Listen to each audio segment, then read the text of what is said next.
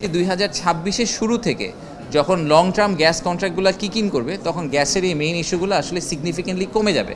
আমাদেরকে যেটা করতে হয়, আমাদের রেগুলার এই বিনিয়োগ সম্মেলন করতে হবে। এই বিনিয়োগ সম্মেলনটা 27কে টার্গেট করবে, 26-এর বিনিয়োগ সম্মেলন 28কে টার্গেট করবে। এরকম করে বিনিয়োগ সম্মেলন করে করে আমাদেরকে আস্তে আস্তে পাইপলাইনটা বিল্ড করতে হবে, যাতে আমাদের এই খুবই দুঃখজনক $1 বিলিয়ন বিনিয়োগের নাম্বারটা একসময় $10 বিলিয়ন পরিণত হয়। জ্বালানি সংকটটা সম্পূর্ণ সমাধান এখনও হয়নি, এটা আপনারা জানেন। আমি আজকেও ইনফ্যাক্ট আমাদের যে জ্বালানি উপদেষ্টা, ওনাকে দাওয়াত দিয়েছিলাম। উনি আসতে পারলেন না, কারণ উনি এটা নিয়েই একটা খুবই জরুরি বৈঠকে ছিলেন, এই কারণে উনি আসলে আনফর্চুনেটলি অ্যাটেন্ড করতে পারেননি। সরকার খুবই ক্লিয়ারলি অ্যাকনলেজ করে যে জ্বালানি সংকটটা এখনও আছে, বাট এটা আমরা কমিয়ে আনার চেষ্টা করছি। আমি আমার অরিজিনাল আনসারটা একটু রিপিট করি। সেটা হচ্ছে, প্রথমত এই জ্বালানি সংকটের অরিজিনটা কোথায়? অরিজিনটা হচ্ছে আমাদের নিজেদের গ্যাস এক্সট্রাকশন হচ্ছে 50%, বাকি 50% আমাদেরকে ইম্পোর্ট করতে হয়। ইম্পোর্ট করার ক্ষেত্রে আমাদের দুটো এফএসআরইউ আছে, যে দুটো এফএসআরইউতে রাফলি 25% কভার করে, বাকি 25%-এর গ্যাপ কিন্তু রয়েই যায়। নাম্বার 1। নাম্বার 2 হচ্ছে যে এই যখন আমরা স্পট কার্গোটা আনি, সেই স্পট কার্গোটা আনার ক্ষেত্রে আমাদের যদি নিজেদের টাকা না থাকে, আমাদের ওয়ালেট যদি খালি থাকে, স্পট কার্গো তো আমার পক্ষে আনা সম্ভব না। সো স্পট কার্গো আনার ক্ষেত্রে আমরা সবসময়ই যেটা হয়েছে, আমাদেরকে রেশন করতে হয়েছে, বিকজ আমাদের রিজার্ভ নেমে যাচ্ছিল। এখন যেহেতু রিজার্ভ ধীরে ধীরে উপর দিকে হচ্ছে, IMF অ্যাড করছে তাদের ফান্ডিং, আমরা আশা করছি যে জ্বালানি মন্ত্রণালয় যথেষ্ট পরিমাণ স্পট কার্গো আনতে পারবেন, যাতে সাপ্লাই ডিমান্ড মিসম্যাচটা কমে আসে। আর ফাইনালি ইন্ডাস্ট্রিকে একটা প্রেফারেন্স দেওয়ার কথা বলা হচ্ছে। সেই প্রেফারেন্সটা দিলে আমরা কনজিউমার থেকে জ্বালানি মুভ করে ইন্ডাস্ট্রিতে নিতে চাই। কনজিউমারটা যদি এলপিজি দিয়ে রান করা হয়, সেক্ষেত্রে এই পাশে আমরা ফোকাস করব ইন্ডাস্ট্রিকে আমাদের ক্লাসিক এলএনজি দিয়ে কভার করার জন্য। সো আপনার কোর প্রশ্ন যেটা, যে বিদেশিদের জন্য নতুন যারা আসছেন তাদের জন্য আমরা আলাদা কোনো ব্যবস্থা করছি কিনা, বা এমন করছি কিনা যে আমরা যারা গ্যাস হেভি তাদেরকে আসতে মানা করছি কিনা, দুটার আনসারই না। তার কারণ হচ্ছে যে আমি মনে করি 2026-এর শুরু থেকে যখন লং টার্ম গ্যাস কন্ট্রাক্টগুলো কিক ইন করবে তখন গ্যাসের এই মেইন ইস্যুগুলো আসলে সিগনিফিকেন্টলি কমে যাবে। তো আমরা এখন যাদের সাথে কথা বলছি, তারা ইন এনি কেস 2026-এর আগে বাংলাদেশে ফ্যাক্টরি চালু করবেন না।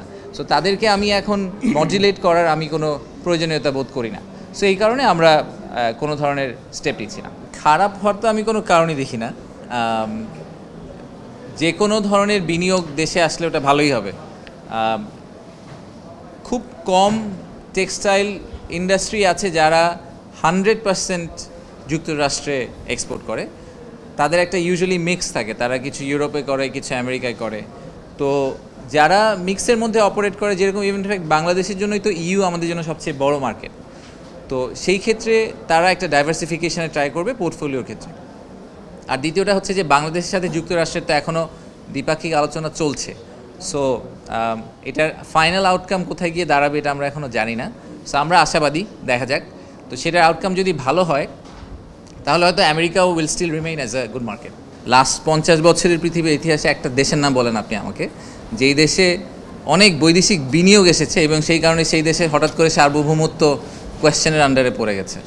এরকম আমি যতদূর জানি এরকম কোনো দেশ নেই। আমি অবশ্য হিস্ট্রি স্টুডেন্ট না, সো আমি ভুল হতে পারি।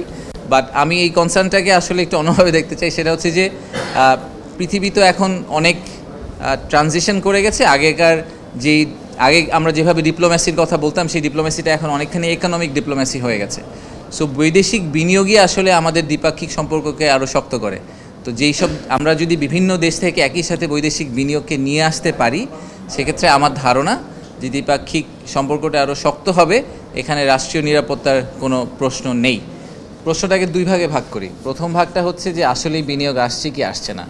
সেই বিনিয়োগ আসার সাথে এই সম্মেলনের কোনো সম্পর্ক নাই। আমি এটা বলতে বলতে টায়ার্ড হয়ে গেছি, কিন্তু পলিটিশিয়ানরা এবং আমাদের অনেক ইনফ্লুয়েন্সাররা এই জিনিসটাকে কোনোভাবেই হজম করতে পারেন না যে এখনকার কনফারেন্সের সাথে এখনকার বিনিয়োগের কোনো সম্পর্ক নেই।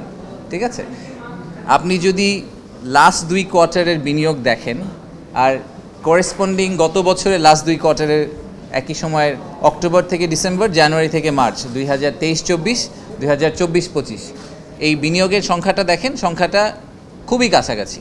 সো আমি বলবো না যে বিনিয়োগের নাম্বারটা সিগনিফিকেন্টলি একদম জিরো হয়ে গেছে ইন্টারিম গভর্নমেন্ট আসার কারণে। নাম্বারটা আগের জায়গায় আছে। নির্বাচিত সরকার, সেটা নির্বাচিত কিনা সেটা নিয়ে অনেক কোয়েশ্চেন মার্ক আছে, বাট সেই আগের সরকারের সময় যেই বিনিয়োগের সংখ্যাটা ছিল আমি জানুয়ারি টু মার্চে বা অক্টোবর থেকে যদি আমি মার্চ পর্যন্ত যে উইন্ডোটা দেখি সেই নাম্বারটা এক্স্যাক্টলি সিমিলার। সো ফ্লোতে কিন্তু কোনো ডিফারেন্স মেক করেনি। এটা হচ্ছে প্রথম আনসার। দ্বিতীয় পার্টটা হচ্ছে যে যারা বিনিয়োগ ইন্ডাস্ট্রিতে কাজ করেন তাদেরকে যদি আপনি একটু জিজ্ঞেস করেন তাহলে ওনারা সবাই বলবেন যে যে কোনো বিনিয়োগ ডিসিশন এর প্রথম ধাপ হচ্ছে ফ্যামিলিয়ারাইজেশন, অ্যাওয়ারনেস বিল্ডিং। তারপরে তারা একটা ডিউ ডিলিজেন্স প্রসেসের ভিতর দিয়ে যান এবং সেই ডিউ ডিলিজেন্স প্রসেসটা 3 মাস হতে পারে, 6 মাস হতে পারে, 1 বছর হতে পারে, 3 বছর হতে পারে, এবং ডিপেন্ডিং অন তাদের ব্যাকগ্রাউন্ড, তাদের ন্যাশনালিটি, তাদের আগের এক্সপিরিয়েন্স, এই জিনিসগুলো ভ্যারি করে। সো এখন আমি যার সাথে অ্যাওয়ারনেস বিল্ড করছি তার বিনিয়োগটা আসতে 2026 আর্লিয়েস্ট, লেটেস্ট 2028-30 হয়ে যেতে পারে। তো আমাদের প্রশ্ন হচ্ছে যে আমরা যদি এই কনস্ট্যান্ট পাইপলাইনটাকে মেনটেন না করি তাহলে আমাদের পাইপলাইন ড্রাই আপই করতে থাকবে। আমাদেরকে যেটা করতে হবে, আমাদের রেগুলার এই বিনিয়োগ সম্মেলন করতে হবে। এই বিনিয়োগ সম্মেলনটা 27কে টার্গেট করবে, 26 বিনিয়োগ সম্মেলন 28কে টার্গেট করবে। এরকম করে বিনিয়োগ সম্মেলন করে করে আমাদেরকে আস্তে আস্তে পাইপলাইনটা বিল্ড করতে হবে যাতে আমাদের এই খুবই দুঃখজনক $1 বিলিয়ন বিনিয়োগের নাম্বারটা একসময় $10 বিলিয়ন পরিণত হয়।